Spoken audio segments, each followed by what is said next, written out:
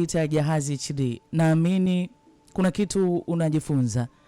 Na naamini unapopata nafasi ya kusikiliza hupotezi muda. Kiko kikubwa unajifunza. Leo nilikuahidi tutaanza mkasa mpya. Na mimi niko hapa kukuletea mkasa mpya kabisa. Ndio. Mwanzo kabisa niko hapa nimtambulishe kwako yule ambaye ametuletea mkasa huu. Kumbuka msikilizaji, haya ni maisha halisi ya kweli ambayo ndugu zetu wanapitia, wanayaleta kwetu, nasi tunawasilisha kwako kwa njia simulizi. Anaitwa Joakim. Vile ambavyo unaweza ukalitamka Joakim, yes, vile ambavyo unaweza ukalitamka au unaweza kumuita Jo. Na kushukuru sana Joakim kwa kushare nasi haya makubwa sana kuhusu maisha. Naamini kwa kupitia mkasa huu kuna kijana mmoja atajifunza. Kuna mama mahali, kuna baba mahali, pia atasikia atajifunza. Joakim anaanza kutueleza haya. Anasema, maisha baada ya kifo cha baba yanaanza kuwa maisha ya tofauti kidogo. Babangu enzi za uhai wake, katika mapambano yake ya maisha, alienda kujenga nyumba katika ardhi ya familia.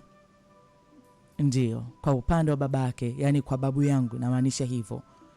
Alienda kujenga nyumba hapo.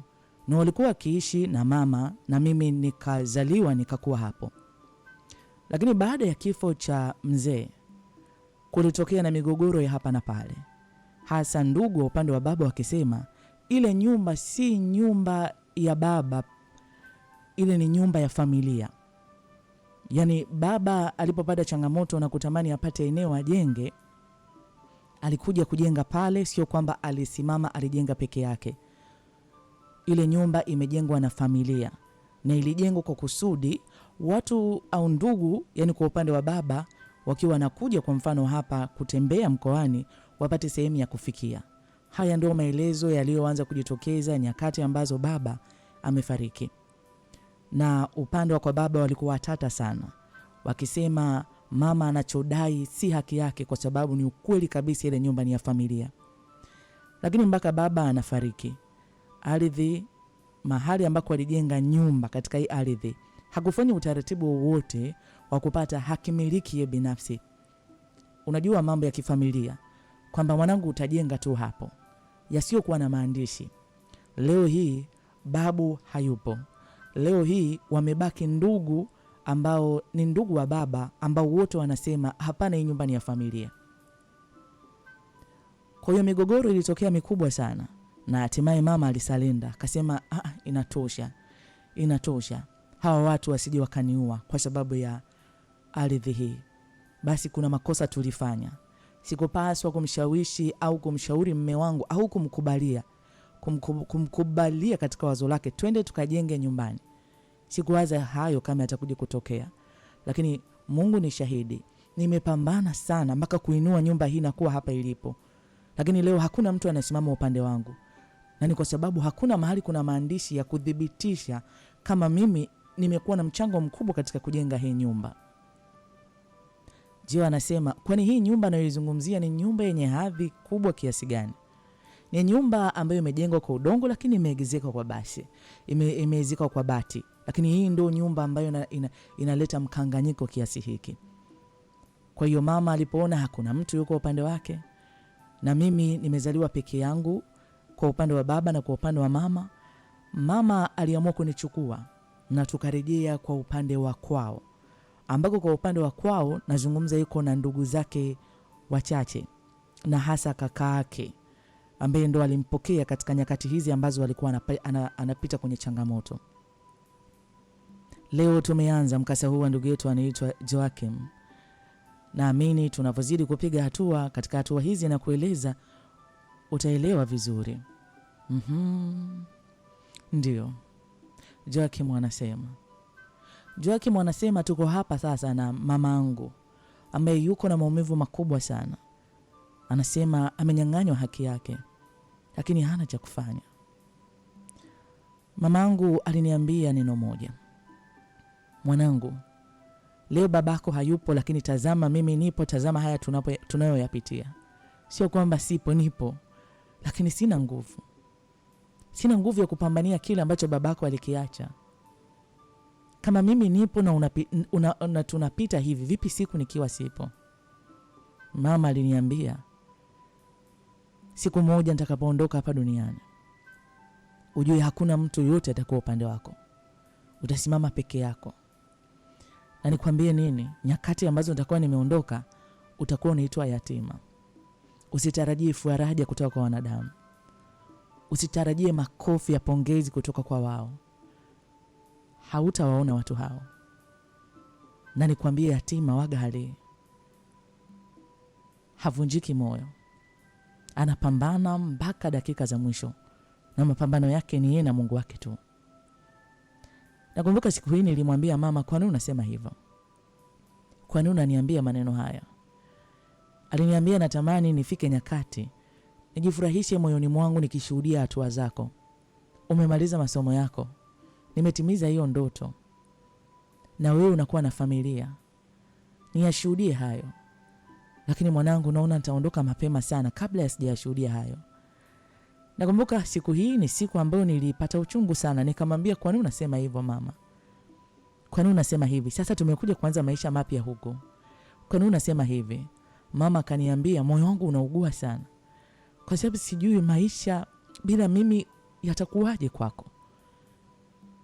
Unajua, sikuelewa kiundani kwa nini mama azungumze hivi.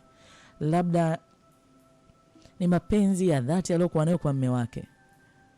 Anaona kama maisha bila baba labda hayawezi kwenda. Joakim anasema, nililiacha kama lilivyo. Na naamini kuna kesho yetu iliyo njema hapa. Tumekuja kuanza maisha mapya na mamangu. Jo anasema, sasa nakumbuka siku nyingine tukiwa tuko huko, mama aliniita tena. Akaniambia, mwanangu, elimu ya mtoto yatima inakuwa ni elimu yenye machungu mengi sana. Sio nyepesi. Mtu wa kukushika mkono anaweza akapatikana au asipatikane kabisa. Unapopata nafasi ya kusoma, wewe ukiwa kama yatima, amini kwamba elimu ndio itakayo kufungulia mlango. Usichoke. Usivunjike moyo hata kama utapita katika mapito mazito kiasi gani. Kwa kuwa kutakuwa kuna mpenyo wa elimu, pambana sana. Maana hakuna kingine cha kukusimamisha zaidi ya hicho. Usisahau pia kuomba Mungu. Siku hii tena nikamwambia mama, kwa nini unaniambia mambo magumu? Unaniambia habari za kifo. Mimi sipendi kusikia kwanza. Mimi sipendi. Kwa nini unasema hivyo mama? Tuko pamoja hapa. Na katika changamoto tunapita mama, tutavuka pamoja. Mama, tutajenga nyumba yetu. Tena nzuri, sio udongo. Tutaizeka na bati za kisasa. Nitakununulia furniture nzuri ndani. Kwa nini mama unaacha moyo wako ugue kiasi hiki? Nakumbuka mama alitabasamu na kusema, ufanye tu hapa, umuite mjomba wako. Muite mjomba wako. Basi mjomba aliitwa kwa sababu hapa tunapokaa sio mbali na kwa mjomba. Mjomba alikuja. Huyu ni mjomba mwema sana. Na wako na ukaribu sana na mama. Mama alimwambia, uliniahidi, naomba utimize ahadi yako. Nakumbuka mjomba akanitazama. Na mimi nikatulia. Mama akamwambia mjomba, sina chochote ambacho naweza nikakiacha kusema kwamba kitakuwa kikiingiza pesa kwa ajili ya mwanangu na ukamsaidia katika swala la elimu.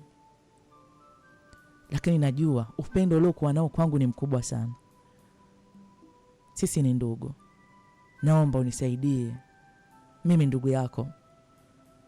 Nimeshindwa kumtimizia ndoto mtoto wangu. Naomba uwe daraja la kumfikisha kwenye ndoto. Naomba uishi maisha marefu na ushuhudie hatua zake mpaka pale naye atakapokuwa na familia. Nakumbuka mjomba akasema, mimi nimeshakwambia sitaki kusikia maneno. Tunazungumza lakini mimi sitaki kusikia maneno. Nani amesema wewe unaondoka? Tuko hapa. Na tuko hapa. Nani amekwambia kama kuumwa ni kifo? Utapona na utakuwa sawa. Sitaki kusikia hizo. Akasema hapana. Mimi naondoka. Niangalizie mwanangu. Niangalizie, iwe mvua iwe jua. Usimwache. Usimwache, mlinde. Mlinde kwa niaba yangu. kiukweli unapoona mtu anaongea neno moja mara nyingi zaidi linafikirisha sana. Mimi nilimwambia mjomba, kwa nini mama anaongea sentensi kama hizi? Yaani kwa nini? Nakumbuka mjomba akaniambia tutoke nje. Tukatoka nje. Nikamwambia, anko, kama kuna shida yoyote ile ambayo inamsumbua mama, niambie, kuliko kila siku namsikia mama hizi sentensi ameanza kuniambia toka kule niko kule. Yaani alianza kuniambia sentensi toka niko kule ambako niko upande wa baba. Mara tu alipokuwa anaona maumivu yanayosababishiwa, alikuwa anasema, leo mimi niko hai, kuna watu wanashindwa kujali mtoto wa ndugu yao. Vipi mimi nikiwa sipo? Watamwangalia mtoto wangu kweli? Maneno ambayo namwambia mama, kwa nini? Baba ameondoka lakini wewe upo. Tuna nafasi ya kuishi mama. Kwa nini anasema hivi? Nakumbuka mjomba akaniambia, sijui mjomba, nami sentensi hizi zimekuwa zinanishangaza. Huenda kuna hali fulani anakutana nayo ambayo sisi hatuwezi kuelewa. Tuzidi kumwombea atakasa. Alinitia moyo. Akaniambia usiogope, kila kitu kitakaa sawa. Joakim anasema basi siku hiyo nakumbuka nilipata muda mrefu sana wa kukaa na mama. Nilikaa sana muda mrefu na baadaye nikasema ngoja nikapumzike. Joakim anasema lakini usiku mama alianza kuhangaika. Yaani hali ya mama ilichange ghafla. Jasho linamtoka jingi. Mjomba akasema haraka sana tupambane tumpeleke hospitali. Na mimi nikiwa niko sambamba pamoja na mjomba. Tulipambana tukamfikisha mama hospitali. Na moja kwa moja akachukuliwa na madaktari kwa ajili ya hatua za mwanzo. Joakim anasema lakini tukiwa pale tunangoja ripoti ya daktari ituambie. Daktari anakuja na kumuita mjomba peke yake.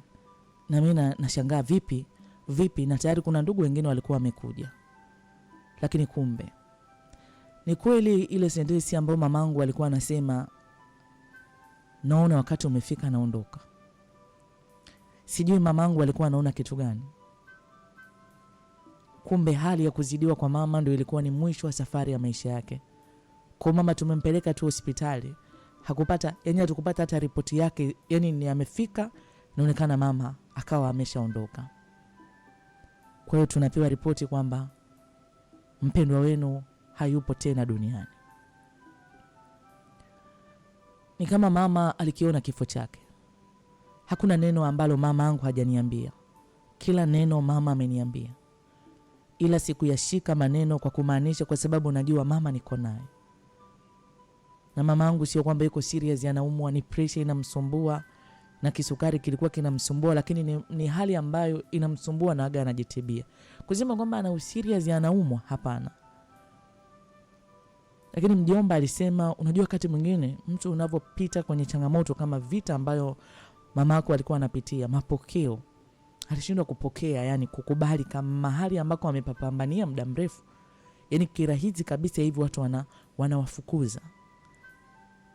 Imekuwa na mapokeo ambayo kwake ameyabeba kwa uchungu. Ndio maana pressure imekuwa yake haiko sawa. Ni msiba ambao kwangu umeweka historia kubwa kwenye maisha yangu. Nimempoteza babangu, sasa nimempoteza mamangu. Sentensi ambayo mama aliniambia, yatima hadeki. Yatima hadeki. Yatima anatakiwa kupambana. Yatima hana watu wa kumpigia makofi. Hawako wa kumpigia makofi. Ila pale Mungu atakapokuinulia mtu na kukushika mkono, na wewe shikamana. Maneno ambayo mama amekuwa akiniambia mara kwa mara. Hata kama atapita kwenye changamoto ngumu kiasi gani, madam kuna mpenyo tu wa elimu, nipambane mpaka tone la mwisho. Nakumbuka tulifanya taratibu za mazishi. Tulifanikiwa kumpumzisha mama yangu katika nyumba yake ya milele. Namshukuru Mungu kwa ajili ya maisha ya mama. Kwa nyakati ambazo Mungu alimpa kibali kuwa hapa duniani, alifanyika kuwa mama bora kabisa. Moyo wangu hautaacha kumkumbuka na kumuenzi mamangu kipenzi. Amenijenga kwa mengi. Mungu amlaze mahali pema peponi. Haya anatueleza ndugu yetu anaitwa Joakim au unaweza ukamwita Joe. Leo ni siku rasmi tumeanza mkasa huu. Nami niseme popote pale ulipo, kiu na shauku ya moyo wangu ufuatilie mkasa huu. Najua mambo mengi umesikia katika maisha, yamekujenga na yakakutoa hatua moja kwenda hatua nyingine. Natamani usikie na hii pia. Hakika hii ni kubwa zaidi, tena muhimu sana kusikia. Joakim anasema, sasa unajua, ukiwa na wazazi kuna maisha fulani wewe unaweza usiyaelewe. Kwa mfano ukaelezewa kuhusu yatima, unaweza usielewe. Mama wakati ananiambia yatima adeke, sikuwa nayabeba kwa uzito sana. Maana nataka nikwambie, maisha baada ya mama tu kufariki na kumzika na kukaa zile siku 40. Oh my God. Nataka nikwambie, maisha bila wazazi, huna baba huna mama, nilianza kuona adha mapema sana. Joakim anasema, yani wale ambao walikuwa na wewe, wale ambao walicheka na wewe, unashangaa tu ghafla tu, yani kama watu hawako na wewe. Kuna mtu mmoja anaweza nikawa nazungumza hii sentensi ananielewa kile kitu nakisema. Maana pengine yuko na hali kama hii. Una mama ambaye ana marafiki, una mama ambaye ana watu anaweza kaenda wakampa msaada kwa namna moja ama nyingine. Nataka nikwambie, walimpa mamako, walimpa babako, sio wewe. Unasahaulika ndani ya muda mfupi sana na watu hawatakukumbuka tena. Nyakati ambazo mpo msibani ni nyakati ambazo kila mtu anazungumza uchungu wake. Jamani, ameacha kijana anasoma, tuna sababu ya kumshika mkono. Nataka nikwambie, na wako wengine watasimama, watasema, mimi nilikuwa karibu sana na mtu huyu, alikuwa ni rafiki yangu, ninachukua nafasi kumsomesha. Mwingine nitakuwa nikimuona kila mara kumfariji, tuliishi vizuri sana na mama yake. Nataka nikwambie, 80% ya kauli ambazo zinazungumzwa nyakati mkiwa kwenye msiba, zile ahadi huwa hazitimii. Ni wachache sana ambao Mungu kweli anawapa hofu ndani yao na kukukumbuka. Tena umshukuru Mungu ukikumbukwa, maana wengi waga hatukumbukwi.